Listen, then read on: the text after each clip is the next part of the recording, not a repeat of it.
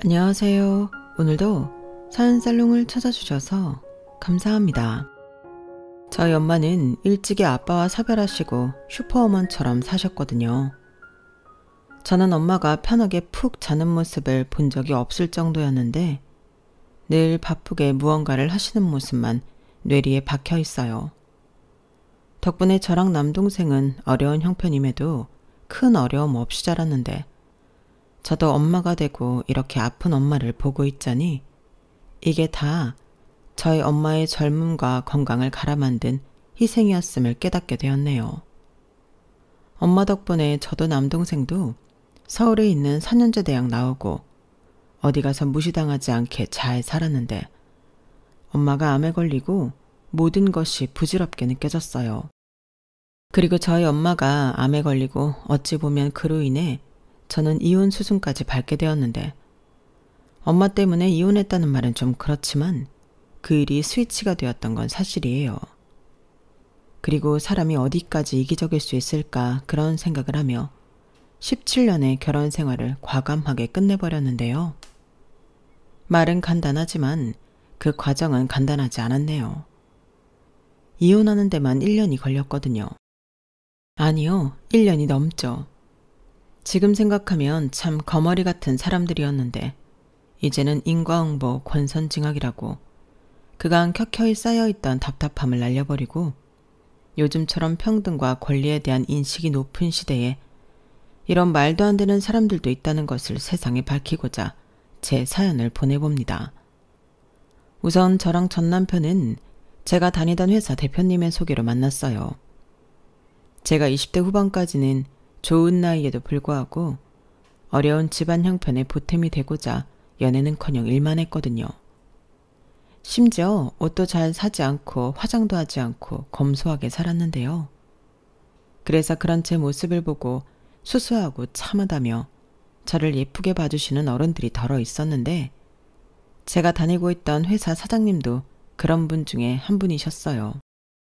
제가 장녀로서 집안에 보탬이 되고자 하는 마음을 높게 평가해 주셨고 딸 같다며 신경을 많이 써주셨는데 그래서인지 직접 맞선 자리를 주선하셨어요.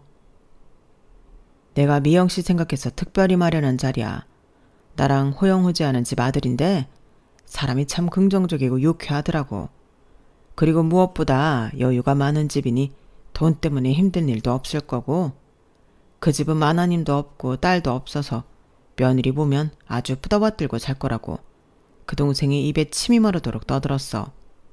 그러니 나 믿고 그 집 아들 한번 만나봐. 네? 아니 그래도 저는 아직까진 누굴 만날 생각이 없는데. 에이, 미영 씨는 뭐 평생 20대야. 젊은 것도 다 한때야. 그만하면 집에도 할 만큼 했고 이제는 미영 씨가 대접받고 잘 살아야지. 내가 오죽하면 이렇게 주선을 다 나서겠어. 나도 미영 씨가 꼭 내 딸 같고 잘 살았으면 좋겠다는 마음에 오지랖을 부리는 거야. 부담 가질 필요는 없으니까 그냥 만나만 봐. 사람도 계속 만나봐야 사람 보는 눈도 생겨. 사장님은 당신이 보증하는 사람의 자녀라며 적극적으로 푸시를 하셨어요. 그리고 다른 사람도 아닌 저에게 월급 주는 사람의 호의라 차마 거절하지 못하고 이름도 낯선 맞선 자리에 나가게 되었는데 정말로 별 기대 없이 나간 자리여서 그런지 남편을 만나도 별다른 호감이 생기진 않더라고요.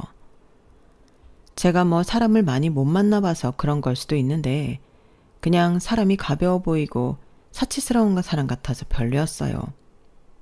하지만 면전에 대고 별로라고 할 수 없으니 최대한 예의를 지켜 그 자리를 마무리했는데 문제는 이 남자는 제가 무척이나 마음에 들었다는 거였죠. 그 후 적극적인 구애가 시작되었고 저의 태도가 내숭이라고 생각한 건지 저의 소극적인 거절은 먹히지 않았는데 그러다 무슨 운명의 장난인지 제 마음이 180도 바뀌는 사건이 일어났어요. 제가 퇴근길에 교통사고를 당하게 되었는데 정신을 차리니 남편이 제 간호를 하고 있더라고요. 그것도 호텔 같은 1인실에서 처음 받아보는 호사를 누렸는데 놀란 저희 엄마도 진정시켜드리고 하나부터 10까지 정말 극진하게 저를 보살펴 주더라고요. 그렇다고 제가 그런 호의를 받았다고 마음을 바꾼 건 아니었는데 저는 부담스럽다고 계속 이야기했지만 남편은 자기가 좋아서 하는 일이고 자기를 거절해도 괜찮다며 지금은 빨리 낫는 것만 신경 쓰라고 하는데 시간이 지남에 따라 불편했던 마음이 조금씩 변하게 되었어요. 그저 가볍고 고생이라는 걸 몰라 철없는 도련님이라고 생각했는데 사람이 꼬인 게 없고 순수하며 사장님 말처럼 긍정적이고 유쾌한 사람이더라고요. 그래서인지 병원에 있는 건데도 하나도 지루하지 않았고 처음 받아보는 공주 대접이 어쩐지 어색하긴 했지만 싫지 않은 것이 사실이었는데요. 결정적으로 남편이 저희 가족에게도 세심하게 신경 써주는 모습이 너무 좋았어요. 제가 입원하고 여러모로 걱정이 많았을 저희 엄마에게 걱정할 거 하나도 없다며 오히려 저희 엄마가 병원에 오실 때마다 직접 나가 마시는 음식도 사오고 또 돌아가실 때는 직접 차로 모셔다 드리는 정성을 보였는데 내 가족에게도 저리 잘하는 사람이라면 제대로 만나보고 싶다는 생각을 갖게 되었어요. 원래 사람은 자기 자신이 가장 나약할 때 옆에 있어 주고 도와주는 사람을 잊지 못하잖아요. 그래서 퇴원을 앞두고 이젠 저 사람과 하루 종일 같이 못 있는다는 사실이 어쩐지 서운해졌는데 저희의 만남의 시작은 그 마음부터가 시작이었죠. 마음이 바뀌니 그 사람의 모든 것이 달리 보였거든요. 그리고 저는 늘 돈이 무섭고 공기나 물처럼 살기 위해 필요한 거라고 생각했는데 남편을 만나고 나서는 돈이 즐거운 시간과 행복한 추억을 만들어줄 수 있다는 것을 깨달았어요. 돈이 없으니 사람이 주눅이 들고 또 돈에 집착하니 여유도 없었는데 남편을 보니 저희 그런 점이 하나도 없고 오히려 멋있어 보이더라고요. 그래서인지 제 친한 친구들은 그런 남자를 무조건 잡아야지 왜 튕기냐며 이참에 시집 잘 가서 팔자 좀 고쳐보라는 우스갯소리를 했는데 그때 처음으로 욕심이 났어요. 하지만 맹세코 돈만 보고 욕심이 난 건 아니었는데 사람이 이렇게나 좋은데 돈까지 많으니 다른 여자들이 가로채 갈까 그제서야 조바심이 나더라고요. 그래서 그 이후에는 서툴지만 저도 제 마음을 남편에게 표현하려 노력했고 저희는 1년 반 연애를 하면서 결혼까지 쭉 하게 되었어요. 그리고 사장님 말처럼 혼자 오래 계셨던 시아버님은 저를 보자마자 마음에 들어 하셨는데요.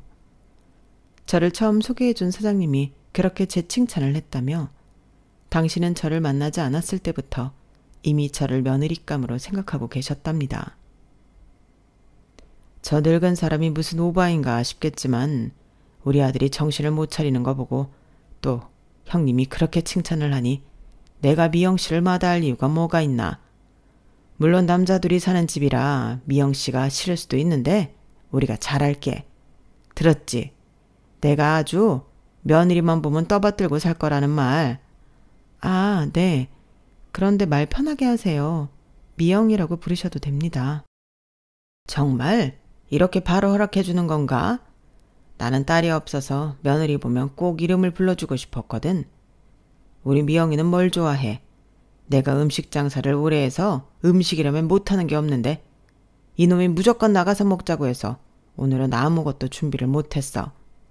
대신 좋아하는 거 알려주면 다음엔 내가 손수 만들어 대접할 테니 말만 하라고. 아휴, 드디어 최복남 인생에도 이런 날이 오네. 부족한 거 투성이겠지만 우리 부자지간 잘 부탁해.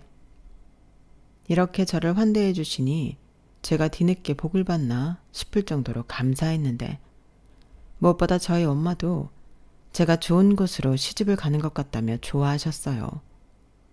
그 무렵 동생이 군 제대 후 복학해 대학 공부를 마쳤는데 저희 엄마의 큰 숙제가 끝난 기분 같다고 하셨거든요.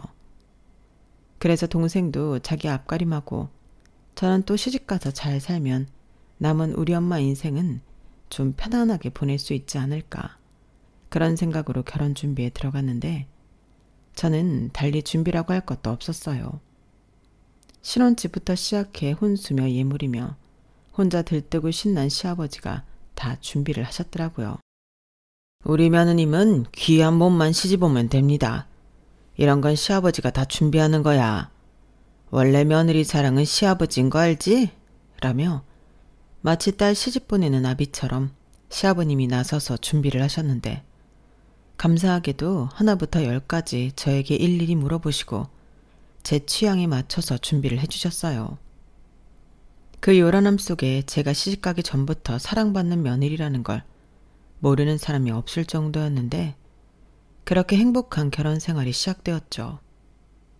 참고로 시아버님은 서울 본점과 수도권에 분점 2곳을 둔 큰 고깃집 사장님이셨는데요. 월 매출이 장난이 아니었어요. 그리고 남편도 시아버님을 도와 가게 일을 했는데 시아버님은 장사 수완도 좋고 머리가 비상해 식당 운영을 잘하시는 반면 남편은 아무 생각이 없었어요. 그저 자기 아버지처럼 살면 평생 먹고 사는 일은 문제 없다는 태도였는데 막상 결혼을 하고 보니 파파보이라고 해도 과언이 아니었어요. 자기 아버지가 집도 사주고 차도 사주고 심지어 한도가 얼마인지도 모를 카드도 줬는데 카드 대금은 아버님 통장에서 나갔죠. 그러니 평생을 아쉬울 것 하나 없이 살았는데 그래서 시아버님 말이 곧 법이었죠. 다행히 시아버님이 나쁜 사람이 아니라 다행이라고 생각할 즈음 그때부터 제 악몽이 시작되었어요. 결혼하고 2달까지는 정말 이렇게 행복해도 될까 싶을 정도로 너무 행복했는데 시아버님이 저에게 회사를 그만두라고 하기 시작하셨어요. 명색이 내 며느리인데 누구 밑에서 일하는 건 아니지. 일이 하고 싶은 거라면 우리 가게에도 할 일 많으니 회사는 그만 가는 게 좋겠다. 네? 회사를 그만두라고요? 아버님 그건 좀 어려울 것 같아요. 제가 좋아하는 일이고 이미 성준 씨랑도 얘기가 다 되었어요. 그리고 저는 가게 일 경험도 없어서 가게 일은 자신도 없고요. 너 지금 네 시아비가 잘해준다고 내 말에 토를 다는 거냐? 나는 너한테 물어보지 않았어. 회사를 그만 가라고 했지. 잔말 말고 회사 그만두고 틈틈이 가게 일 배우면서 애 만들 생각이나 해라. 손이 귀한 집이야. 너도 시집 왔으면 네 본분을 해야지. 아버님은 미소 띤 얼굴로 저런 무서운 말을 아무렇지 않게 하셨어요. 그리고 저의 그 어떤 말도 드릴 생각이 없으셨는데 답답하고 억울한 마음에 남편한테 말을 하니 남편이 진짜 어이없는 말을 하더군요.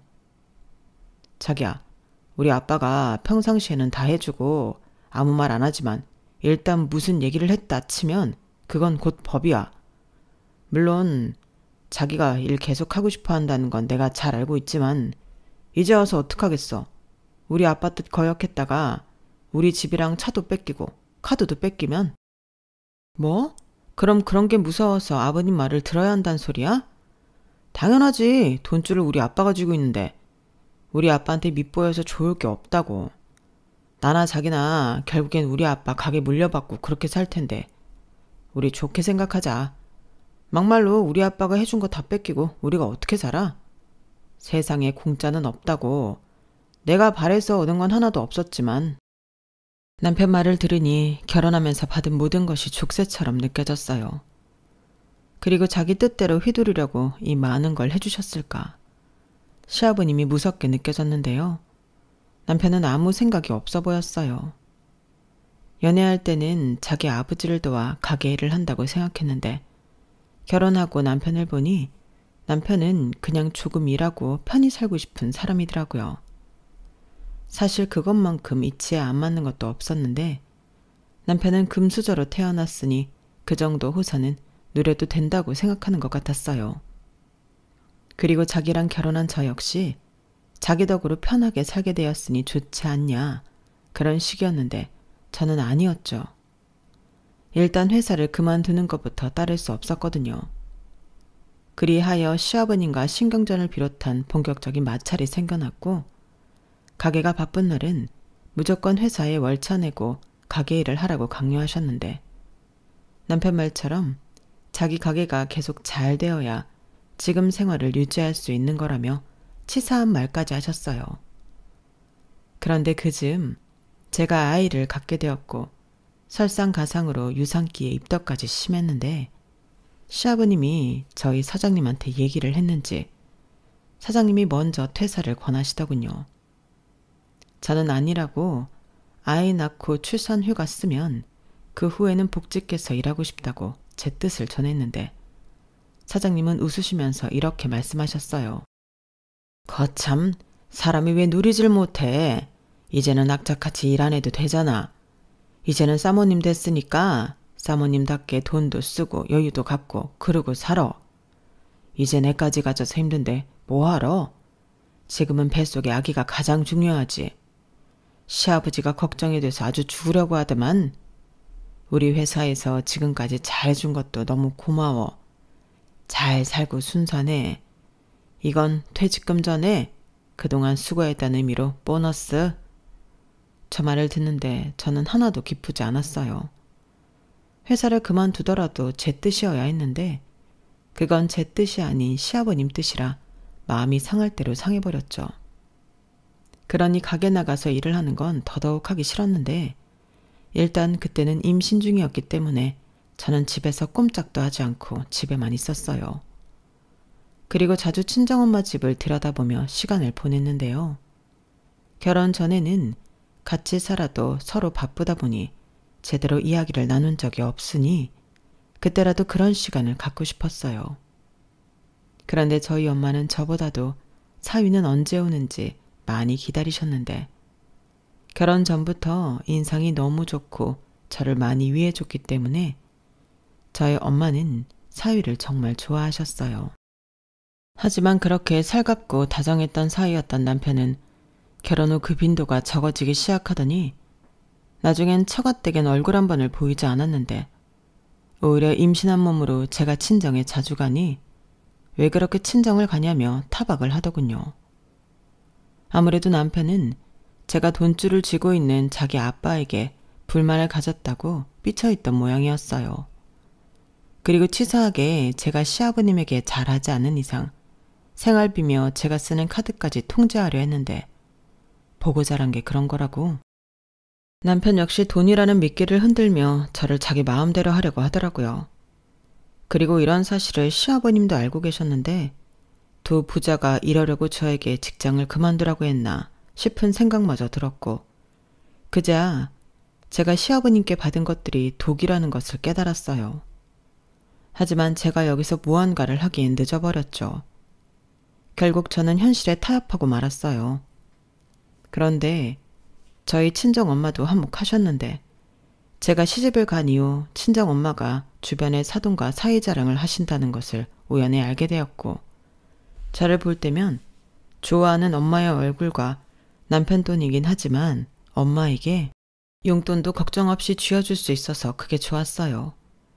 그래서 하나를 얻으면 하나를 포기하는 것이 이치에 맞다고 저는 그냥 그렇게 시아버님과 남편이 원하는 대로 살아야 할 것 같다는 생각이 들었는데 남들은 이렇게 살고 싶어도 그러지 못한다는 것에 위안을 삼았어요.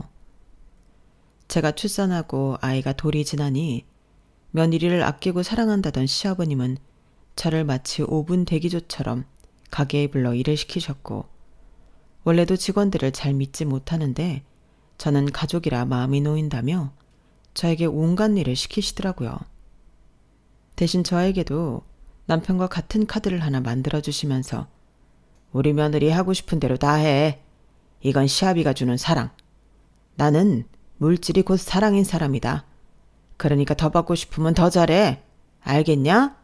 라고 하셨는데 태어나서 처음으로 돈은 있지만 돈 쓸 시간이 없다는 게 무슨 말인지 알았어요. 남들 눈에는 제가 시집 잘가 팔자를 바꾼 신데렐라였는데 현실은 시아버님의 하수인이었죠. 하지만 돈 걱정하고 살던 옛날에 비하면 천국이라는 건 사실이었기 때문에 저는 그저 제 가족의 행복만을 바라며 현실에 점점 수긍하고 적응하며 살았는데요. 그러다 보니 일은 남편이 아닌 저에게만 몰렸어요. 남편이 좋은 성격과는 반대로 일머리도 없고 일을 잘 하고자 하는 의지도 없었거든요. 하지만 그에 반해 저는 일을 곧잘 하니 시아버님은 점점 아들이 아닌 저에게 일을 많이 시키시려고 했고 심지어 아들도 못 믿겠다며 무슨 일이 있어도 당신 손으로 직접 하던 돈에 관련한 업무도 저에게 맡기셨는데 그때 남편과도 이상한 신경전을 했어요. 우리 아빠가 진짜 매출 관련 서류랑 은행 업무를 같이 하자고 했다고? 거짓말. 그건 나한테도 오픈하지 않은 거야. 그래서 나는 아버지가 돈이 얼마나 있는지도 모르는데 그걸 지금 친자식인 내가 아닌 며느리한테 오픈한다고? 왜 열을 내? 내가 그렇게 해달라고 한 것도 아닌데. 난 그냥 아버님이 시키는 대로 할 뿐이야. 언제는 그렇게 하라며? 돈줄 쥐고 있는 사람이니 잘 보여야 한다고. 그야 그렇지만 이건 좀 이상하잖아. 어떻게 나를 제치고 자기를. 몰라. 그렇게 불만이면 자기가 자기 아버지한테 따져. 나는 욕심 없으니까. 오히려 일이 더 늘어서 짜증나거든. 사람들이 나를 작은 사모님이라고 부르는데 일은 내가 제일 많이 해. 저는 옆에서 계속 궁시렁거리는 남편한테 진심으로 짜증을 냈어요. 점점 가게 일이며 집안일이며 시아버님의 주도하에 제가 도맡아 일을 하는데 제 입장에서는 재주는 곰이 부리고 돈은 왕서방이 번다고 남편은 돈만 펑펑 쓰고 돌아다니는 것 같았거든요. 하지만 남편은 제가 자기 역할까지 뺏어가면서 삐딱선을 타기 시작했고 원래도 밖으로 돌았는데 그 정도가 더 심해졌어요. 나중엔 외박도 자기 마음대로 하더라고요. 그때 저희 아이가 초등학교에 다니고 있었는데 사춘기가 살짝 왔는지 말을 너무 안 들어 힘들었을 때였어요. 아들이라 아빠 역할이 중요한데 남편은 아이한테 관심도 없더라고요. 그러니 아들에도 아빠에 대한 애정 같은 건 없었고 그저 갖고 싶은 거 사달라고 조르고 용돈 달라고 조르며 저를 힘들게 했는데 시아버님이 뭘 그런 걸 가지고 고민하냐며 해달라는 대로 다 해주면 된다고 하셨어요. 그까짓 게 뭐 얼마나 한다고? 그냥 사줘라. 돈으로 해결할 수 있는 문제가 제일 쉬운 거야. 그러려고 이렇게 기를 쓰고 돈을 버는 거 아니냐? 이참에 우리 손주한테 아예 신용카드를 하나 해줘라. 저런 말까지 하시는데 그때 이런 생각이 들더라고요. 저렇게 남편을 키웠으니 나이 30이 넘도록 할 수 있는 일이 돈 쓰고 노는 일밖에 없는 거라고요. 그리고 그런 남편을 닮을까봐 저는 더욱 아들한테 돈에 대한 건 개념을 심어줘야겠다는 생각을 했는데 그 후 용돈을 주면서 용돈 기입장부터 시작해 집안일을 하면 용돈을 추가로 주는 등 돈 버는 것이 얼마나 힘든 건지 가르치려 했어요. 그러자 자기 친구들은 편하게 받는 용돈을 왜 자기는 그렇게 받아야 하냐며 반항을 하던 아들이었는데 저는 끝까지 버텼죠. 돈 필요한 사람은 제가 아니니까요. 그러자 돈이 아쉬운 아들은 용돈을 추가적으로 받기 위해 집안일을 하기 시작했고 나중엔 저보다도 집안일을 더 잘하는 사람이 되었는데요. 일단 그게 너무 보람있고 뿌듯했어요. 적어도 남편처럼은 안 키우겠다던 제 바람이 어느 정도는 이루어질 것 같았거든요. 그렇게 남편만 혼자 따로 노는 가운데 저는 하루하루 바쁘게 살았고 그렇게 살다 보니 어느덧 제 나이가 40에 훌쩍 다가섰는데 이젠 시아버님의 사업이 제 사업이라고 해도 과언이 아닐 정도로 저는 그 집안의 중심 역할을 하게 되었죠. 시아버님은 그런 저를 옆에서 잘한다 잘한다 하시며 차도 외제차로 뽑아주시고 밖에서도 며느리 자랑을 엄청 하고 다니셨어요. 뭐 표면적으로는 시아버님의 사랑과 신임을 얻고 있는 복에 겨우 며느리였는데 속은 골마 터지고 있었죠. 시아버님은 저를 완전하게 통제하시며 숨 쉴 시간도 주지 않으셨거든요. 그러다 날벼락 같은 소식을 동생으로부터 듣게 되었어요. 글쎄 저희 친정엄마가 위암 3기 진단을 받았다는 거였어요. 그 말에 정말 한달음에 친정엄마에게로 갔는데 저희 엄마는 아무렇지 않은 사람처럼 태연하게 저를 맞이하셨어요. 그러시면서 뭐 하러 왔냐고 별거 아니라고 하시는데 아빠 역시 암으로 잃었던 저는 엄마마저도 암으로 잃을까 겁이 났어요. 별 걱정을 다 해. 엄마 그렇게 쉽게 안 죽어. 네 아빠 때랑은 다르잖아. 기술도 좋아졌고 그땐 돈도 없어서 제때 치료도 못 받았지만 지금은 아니지. 엄마, 그 정도 돈은 있다. 왜 여기서 돈 얘기를 해? 돈은 나도 많아.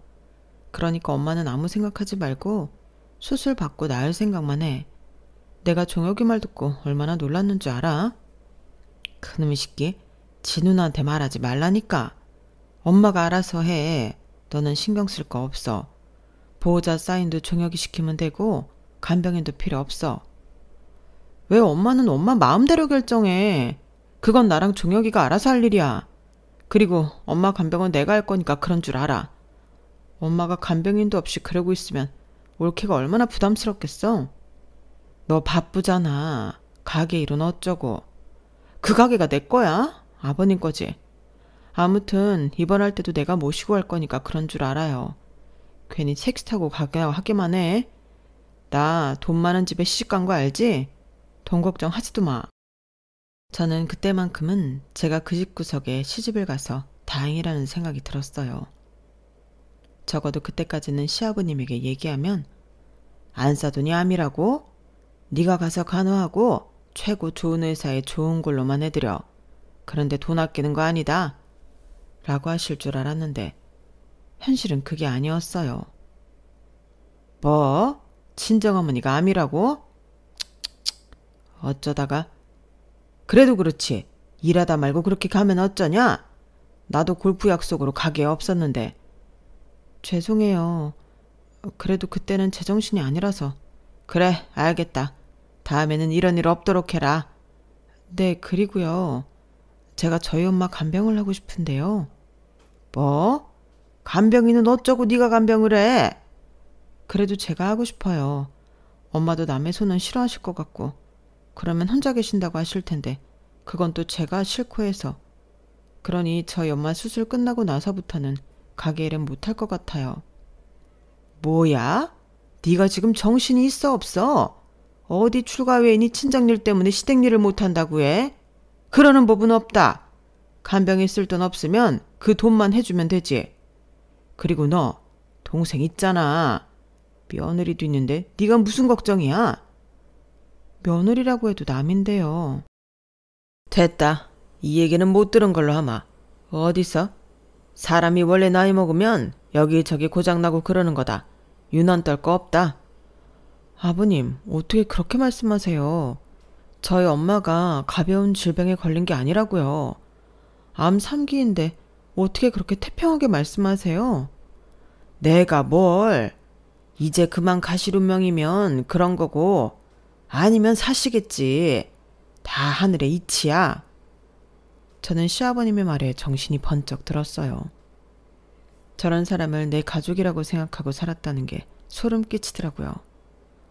그래서 저는 그날 이후 시아버님이 부르시던 말던 가게는 나가지 않고 친정집과 병원을 오가며 친정엄마만 생각했는데 그때 옆에서 다 듣고 다 본 남편이 이런 말을 했어요. 당신 오늘도 우리 아빠 연락 안 받았다며? 지금 우리 아빠 엄청 화났어. 그러다 해준 거 다시 다 내놓으라고 하면 그때 어쩌려고 그래? 또 그 얘기야? 그래서 뭐?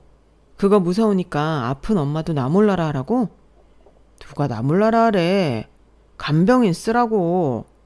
그냥 우리 아빠가 시키는 대로 하면 다 편해지는데 왜 괜히 방귀를 들어서 우리 아빠 심기 건드리고 나 불안하게 해? 자기 시집 왔으면 이제 우리 집 사람이야. 더 이상 말하기 싫다.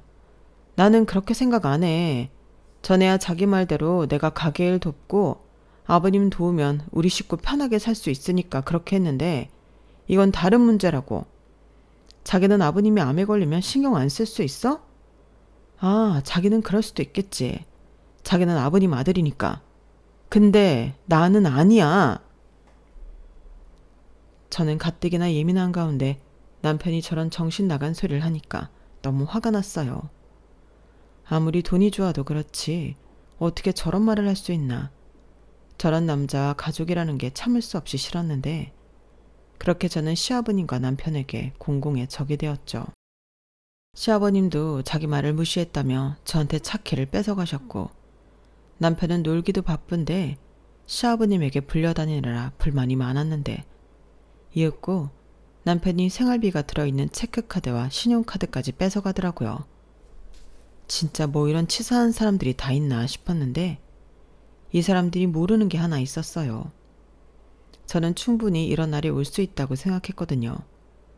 그래서 오랜 시간 조금씩 비상금을 만들어 제 계좌로 갖고 있었는데 그 돈을 쓸 때가 되었던 거죠.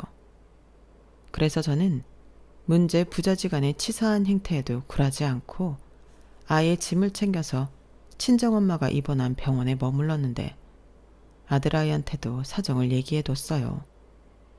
다행히 아들애는 엄마 손이 많이 필요하지 않은 나이고 또 엄마의 상황이 어떤지 알고 있어서 저는 마음 편히 친정엄마를 돌봐드렸는데 시아버님에게 연락이 오더군요.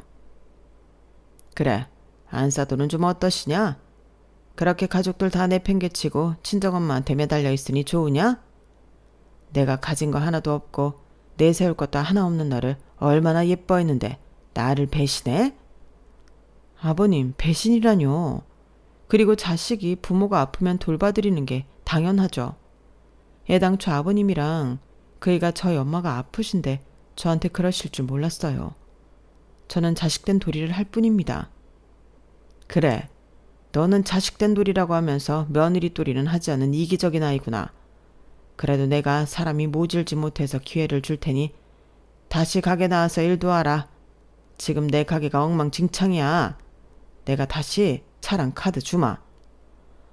아버님, 진짜 계속 이러실 거예요? 제가 그깟 차랑 카드에 마음 바꿀 것 같아요? 이제 수술도 끝났고 네가 그만큼 했으면 나머지는 동생네가 해도 되잖아. 너 내 가게 망하면 너도 가진 거 다 내놔야 해. 저 말까지 듣는데 머리가 맑아지는 것 같았어요. 이런 썩어빠진 생각을 하고 있는 사람에게 그만 놀아나고 싶더라고요. 아들아이도 이젠 제법 컸고 돈이야 당연히 아쉽지만 이런 대우를 받으며 받고 싶은 돈은 아니었기에 이혼할 결심을 했는데 그 후로 보름 정도가 지났을까? 남편이 울면서 연락을 했어요. 우리 아빠 간암이래. 얼굴이 자꾸 노래지는 게 이상해서 검사를 받았는데 그게 황달 증상이었고 벌써 암이 많이 진행돼서 이식자를 찾아야 할 판이야. 자기야, 지금 장모님이 급한 게 아니야. 급한 사람은 우리 아빠라고. 내가 다 잘못했어. 그러니까 제발 우리한테 돌아와. 남편은 거의 오열하듯이 말했어요.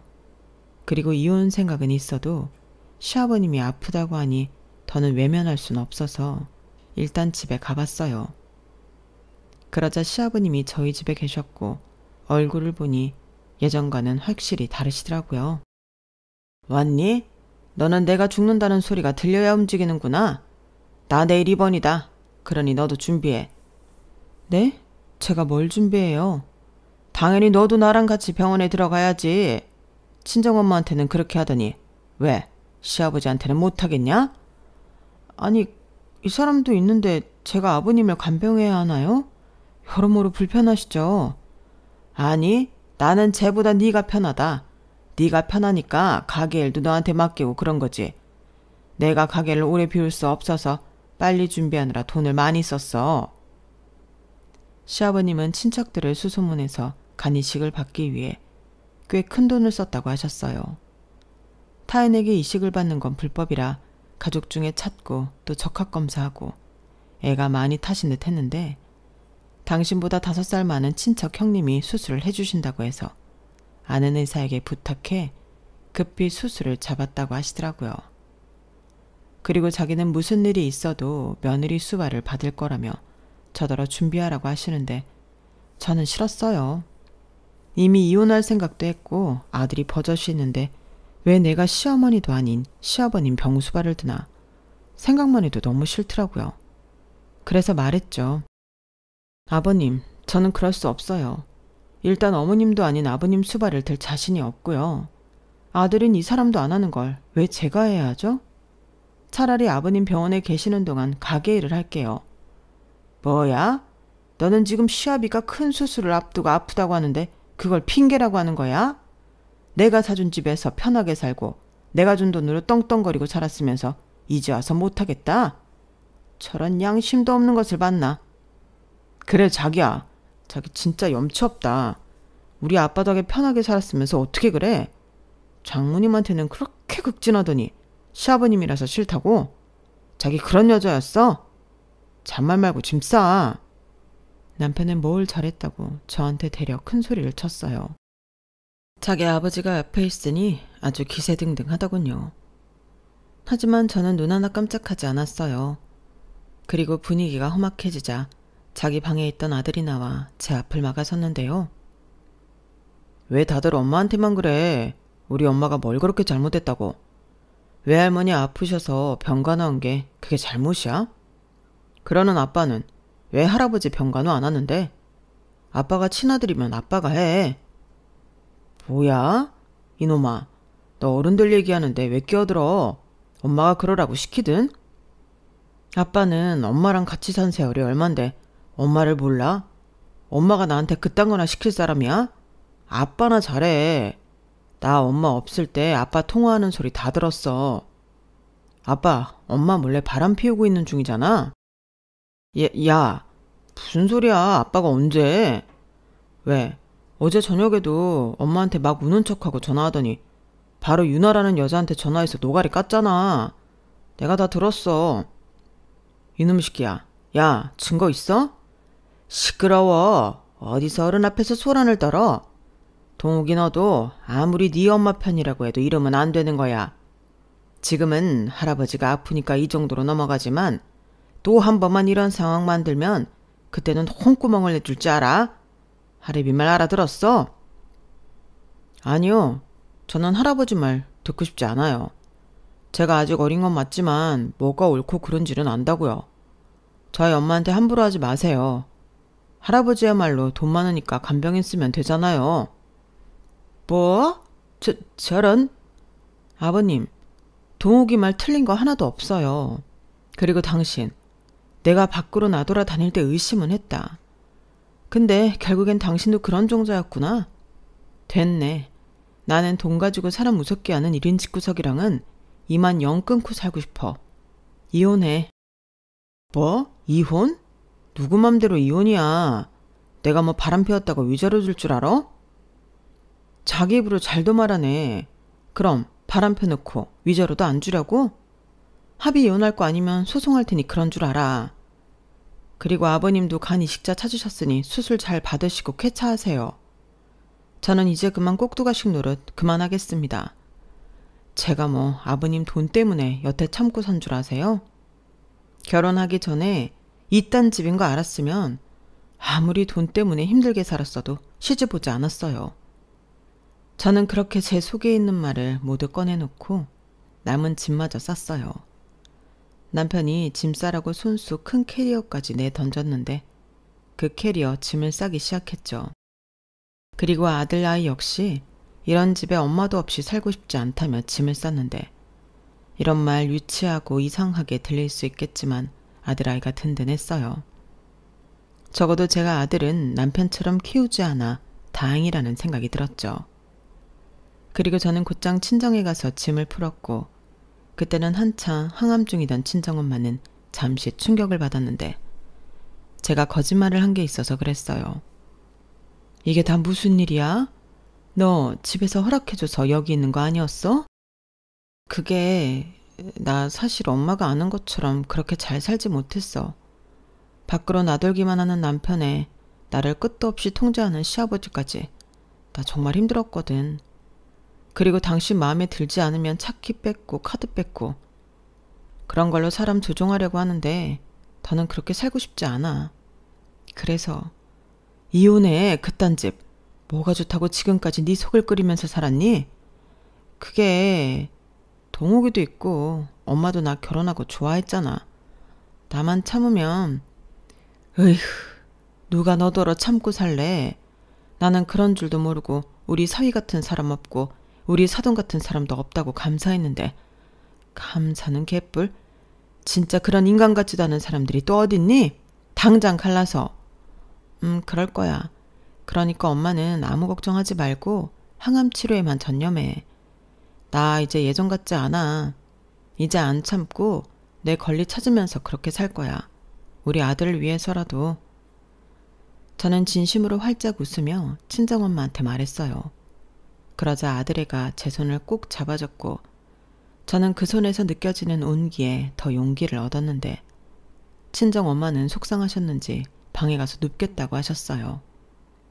그리고 그날 저녁 남편놈이 술에 잔뜩 취해서 친정까지 찾아왔는데 자기는 잘못 없다며 이혼 못 해준다.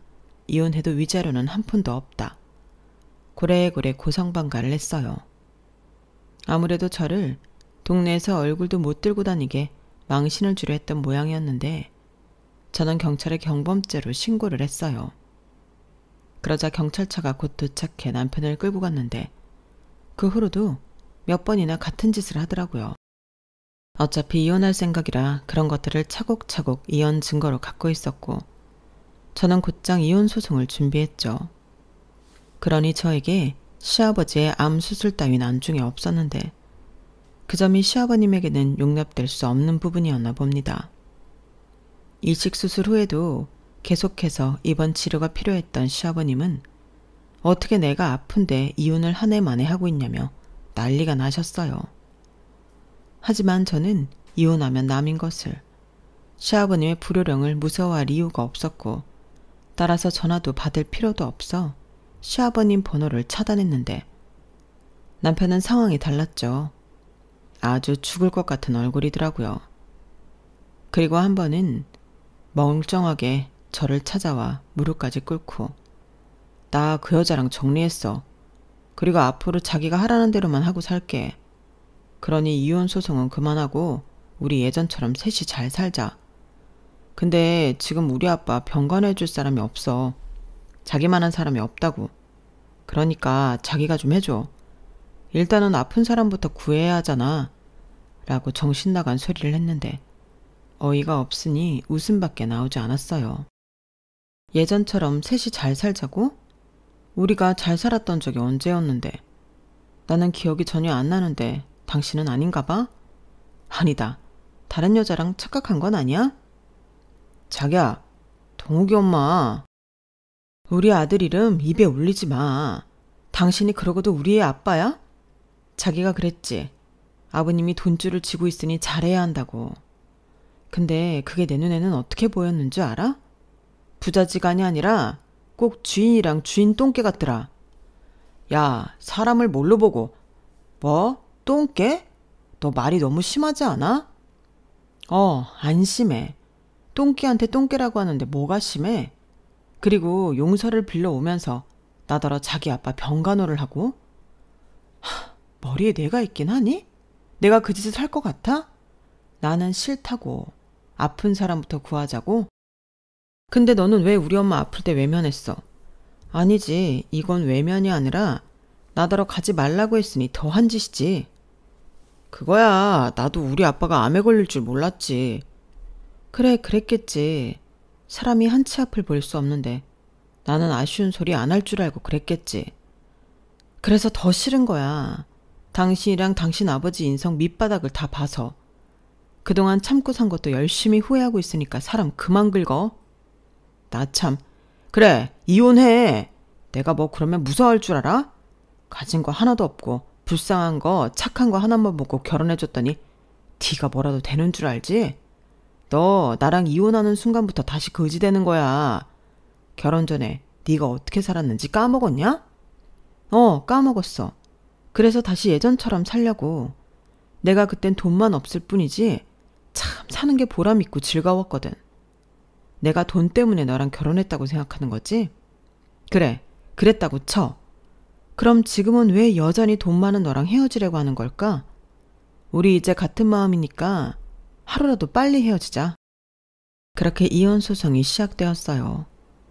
같은 마음이니 합의 이혼했으면 좋았겠지만 병든 시아버지 간병하기 싫어 이혼하는 여자한테 위자료는 한 푼도 못 준다고 남편도 소송으로 대응하더라고요.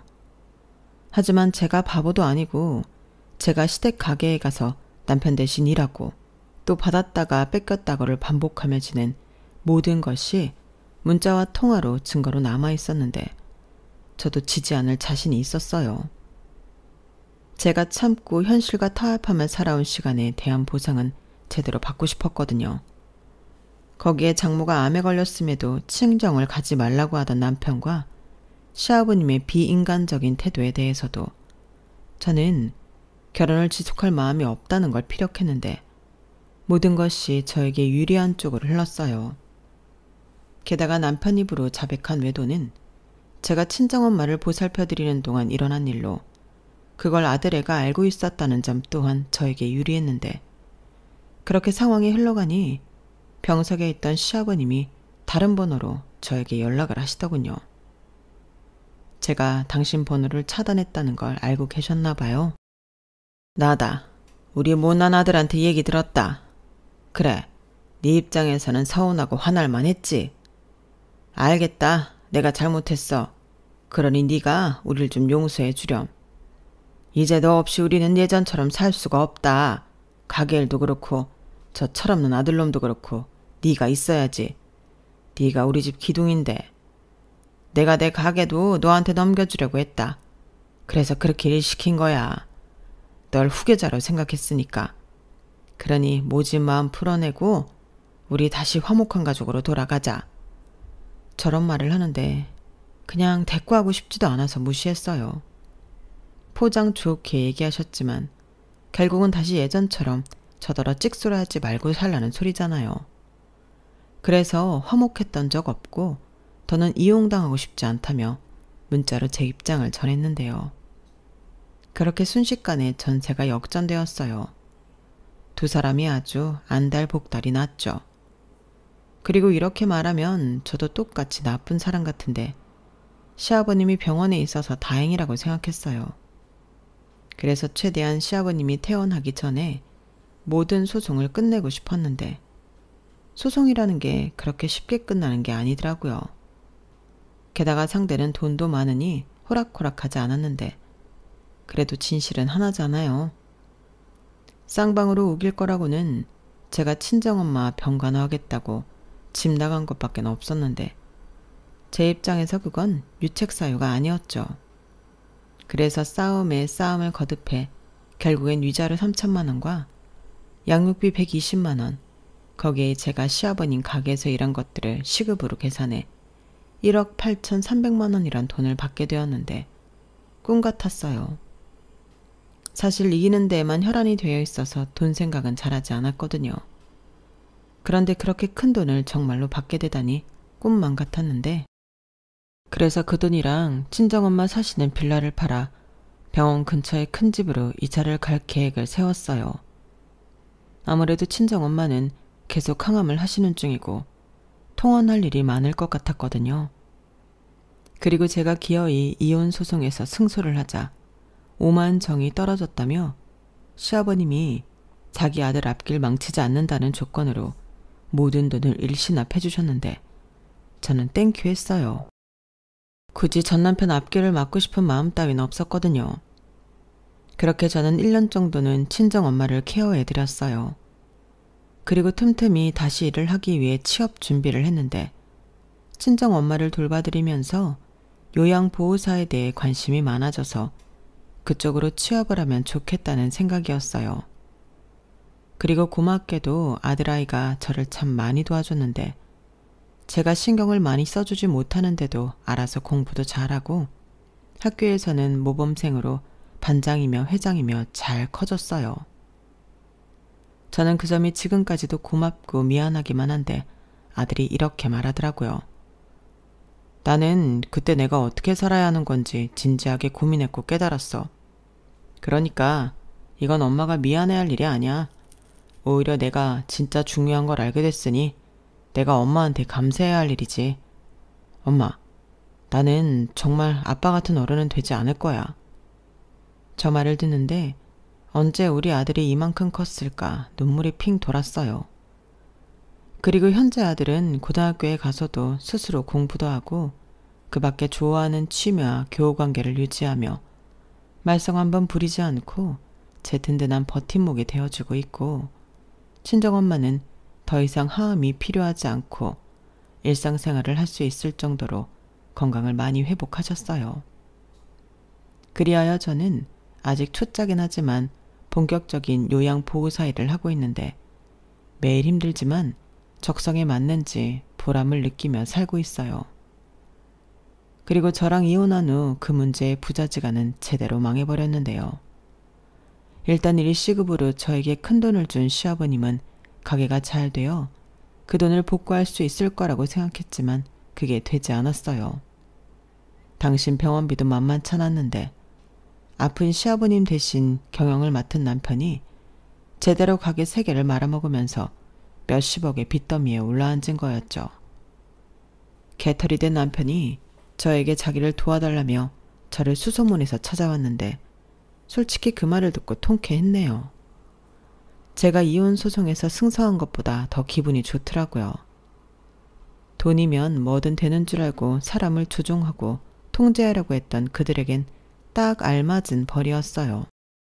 그렇게 쫄딱 망한 전 남편과 전 시아버님은 가진 걸 모두 날리고 집도 절도 없이 떠도는 신세가 되었고 서로를 원망하고 비난하며 사는 것 같은데 양육비도 벌써 반년 넘게 밀렸고 이걸로 이번 기회에 남편과는 아예 연을 끊을 생각이에요. 나중에 아들아이가 생각이 있으면 그건 아들의 판단에 맡기려고요. 이렇게 저는 이혼하고 다시 제 인생을 찾아 친정엄마와 잘 지내고 있습니다. 바람이 있다면 역시나 친정엄마가 완쾌 판정을 받는 거고요. 벌이는 많지 않지만 앞으로 우리 세 식구 행복하게 살았으면 좋겠습니다. 지금까지 소개하고 싶었던 제 이야기는 여기까지였어요.